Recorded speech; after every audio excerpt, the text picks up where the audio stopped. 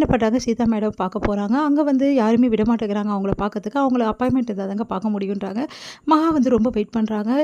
எல்லாருமே வந்து இங்கே வெயிட் பண்ணுறது அனாவசியம், நீங்கள் போங்கன்றாங்க. அப்போ சீதா மேடம் வெளியே வராங்க. மேடம் மேடம்னு சொல்லிட்டு ரொம்ப கெஞ்சுறாங்க. சரி நீங்கள் எல்லாம் போங்க, என்ன விஷயமா அப்படின்னோடனே, மேடம் தயவுசெய்து என் வீட்டுக்காரர் வந்து உள்ளே இருக்கார் மேடம், அவரை காப்பாற்றணும் மேடம், அவர் எந்த தப்புமே செய்யலை, ப்ளீஸ் மேடம் தயவுசெய்து காப்பாற்றுங்க அப்படின்னோடனே, அது வந்துமா எனக்கு நிறைய கேஸ் இருக்குமா, இப்போ எந்த கேஸும் நான் புதுசாக எடுக்க முடியாதுன்றாங்க. மேடம் ப்ளீஸ் மேடம் உங்களை கெஞ்சி கேட்குறேன் மேடம், வந்து நிரபராதிக்கு வந்து அவ்வளோ வந்து தண்டனை கொடுக்குறாங்க மேடம், போட்டு என் வீட்டுக்காரர் அந்த அடி அடிச்சிருக்காங்க மேடம், ப்ளீஸ் மேடம் தயவு செய்து உதவி பண்ணுங்க அப்படின்னோடனே, சரிம்மா உள்ள வா அப்படி சொல்லிட்டு சொல்கிறாங்க. சரின்னு சொல்லிட்டு என்ன ஆச்சு அப்படின்னோடனே எல்லா விஷயத்தையும் வந்து மகா வந்து சொல்கிறாங்க. இந்த மாதிரி வந்து சூர்யா வந்து இந்த மாதிரி சைன் போட்டதா சொன்னது, போலீஸ்காரங்க அடித்தது எல்லாத்தையும். போலீஸ்காரங்க இந்த அளவு அடிக்கிறாங்களா, எதுக்காக அடிக்கணும், இந்த கேஸில் ஒன்றுமே இல்லையே, எப்படி அடிப்பாங்க அப்படின்னு சொல்லிட்டு கேட்குறாங்க. மேடம் அதுதான் மேடம் எனக்கும் புரியல, இதெல்லாம் நான் பார்த்துக்கிறேன், நீங்கள் கவலைப்படாதீங்க, இந்த கேஸ் நான் கண்டிப்பாக எடுத்துக்கிறேன் அப்படின்னு சொல்கிறாங்க. ரொம்ப தேங்க்ஸ் மேடம் அப்படி சொல்லிட்டு, இந்த அனாமிகா பற்றின டீட்டெயில்ஸ் மேடம் இதில் இருக்கு மேடம், அவள் வந்து ரொம்ப மோசமானவ, அவள் இந்த குழந்தைய வந்து இந்த மாதிரி பண்ணா அப்படின்னு சொல்லிட்டு அனாமிகா பற்றின எல்லா விஷயத்தையும் வந்து இந்த மாதிரி டைவர்ஸ் ஆனது அனாமிகாவுக்கு எல்லா விஷயத்தையும் சொல்கிறாங்க.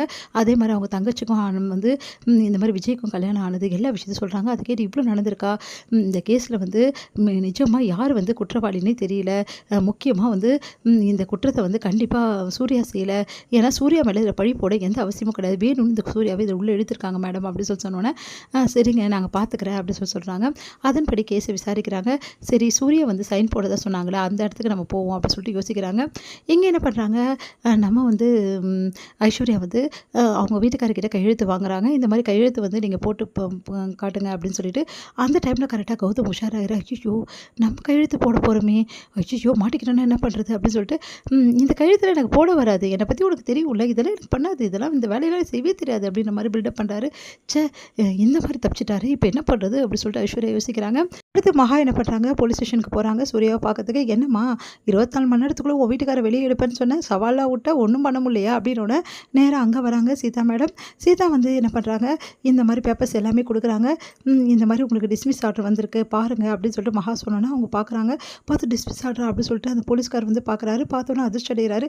உங்களை டிஸ்மிஸ் பண்ணியிருக்காங்க, நீங்கள் பண்ண வேலைக்கு நீங்கள் வந்து வேணும்னே வந்து எந்த தப்புமே செய்யாத ஒருத்தர் அப்பாவை போட்டு அடிச்சிருக்கீங்க, அதுக்கு தான் அப்படி சொன்னோன்னா அதிர்ச்சி அடைகிறாரு அவர். அடுத்து வந்து சீதா மேடம் சொல்கிறாங்க, இங்கே பாரு அனாமிகா, மரியாதையை வந்து கேஸை வாபஸ் வாங்கிடு, அப்படி வாபஸ் வாங்கலை நீ பண்ண வேலைக்கு எல்லாமே எங்ககிட்ட ஆதாரம் இருக்குது, அதுக்கப்புறம் நாங்கள் சப்மிட் பண்ணோம்னா உன் கதை தான் வெளிவந்துடும், அதுக்கப்புறம் நீ உள்ளே போக வேண்டியது இருக்கும், அதுக்கும் ஏற்பாடு நான் பண்ணிடுவேன் அப்படின்னு சொல்கிறாங்க.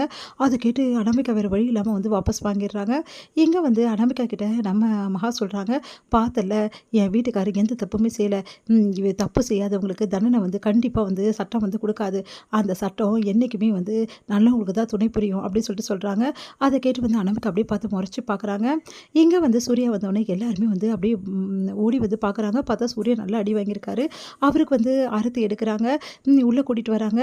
இங்கே வந்து என்ன பண்ணுறாங்க, எல்லாருமே வந்து சூர்யாவை பார்த்து மனசு கஷ்டப்படுறாங்க. சூர்யா உங்களுக்கு இப்படி ஆயிடுச்சு அப்படின்னு சொல்லிட்டு, தாத்தா வந்து சூர்யா உனக்கு இப்படி ஆயிருக்கே கூடாதுப்பா அப்படின்னு சொல்லிட்டு வருத்தப்படுறாரு. இங்கே பாருங்கள் ஆனது ஆச்சு, நீங்கள் கவலைப்படாதீங்க, எனக்கு மகா இருக்கும்போது என்ன கவலை, என் பொண்டாட்டி என்னை காப்பாற்றி கூட்டின்னு வந்துட்டா அப்படின்னு சொல்லிட்டு சூர்யா வந்து மகாவை ரொம்ப பெருமைப்படுத்தி சொல்கிறாரு. மகா வந்து பரவாயில்ல விடுங்க அப்படின்னு சொல்லிட்டு, சரிம்மா மகா நீ வந்து சூர்யா உள்ளே கூட்டிகிட்டு போனோன்னா மகா உள்ளே கூட்டிகிட்டு போகிறாங்க.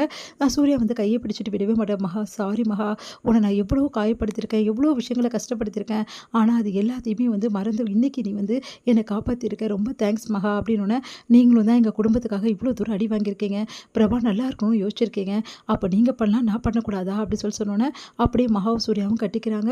மகா வந்து நீங்கள் கவலைப்படாதீங்க நான் இருக்கேன்றாங்க. இதோட முடியுது.